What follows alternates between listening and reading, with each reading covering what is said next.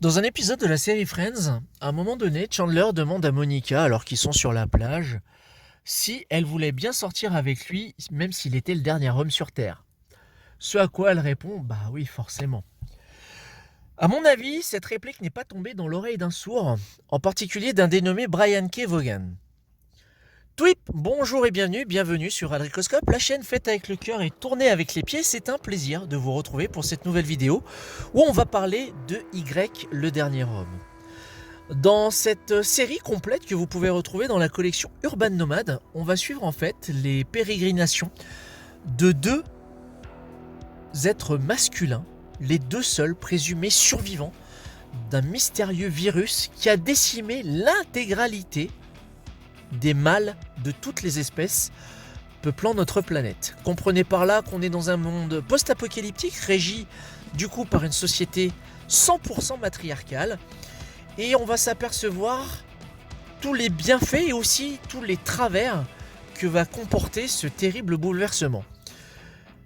On va retrouver donc en protagoniste principal un dénommé Yorick, un jeune homme qui est spécialiste de l'évasion, un genre de magicien pourrait-on dire, qui est accompagné d'un petit animal de compagnie, un familier pourrait-on dire, un petit capucin. Notez par là la petite redondance avec Friends, avec le personnage de Marcel, qui était l'ancien animal de compagnie de Ross. Donc un petit capucin du nom d'Esperluette, qui doit son nom à ce petit caractère qu'on retrouve sous la touche 1 du clavier de votre ordinateur. Vous savez, ce petit signe qui veut dire « et ». Ça s'appelle donc une Esperluette. Voilà, petite minute Bernard Pivot mise à part. Je vais vous dire tout le bien que je pense de cette série, que je prends plaisir à découvrir grâce à la collection Urban Nomad. Tout d'abord, la qualité des personnages.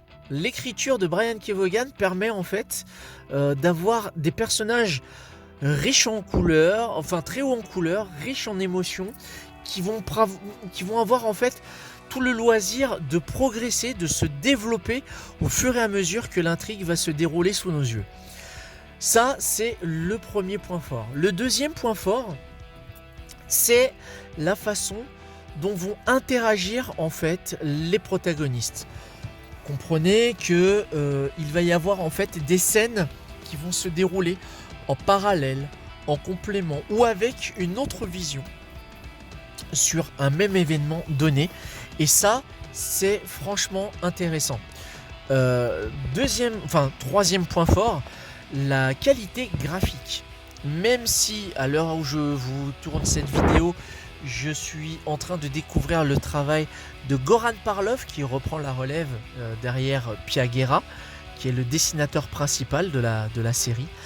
Je dois bien avouer qu'il y a un petit côté old school, très pulp des années 60, qui je trouve fonctionne à merveille avec cet univers-là. On est dans un style assez semi-réaliste, pourrait-on dire, et j'avoue que ça me parle beaucoup. Et le découpage n'en est que plus percutant. On n'est pas sur des splash pages à grand renfort d'effets de traits de vitesse ou de cases brisées, ce genre de choses. Non, au contraire, on va donner vraiment la pleine mesure au gros plan, à l'intensité dans le regard, dans les expressions des visages. Et ça, franchement, c'est vraiment, vraiment pas mal. Ajoutez à ça tout le sous-texte qui peut être d'ordre religieux, géopolitique, social. C'est vraiment environnemental également.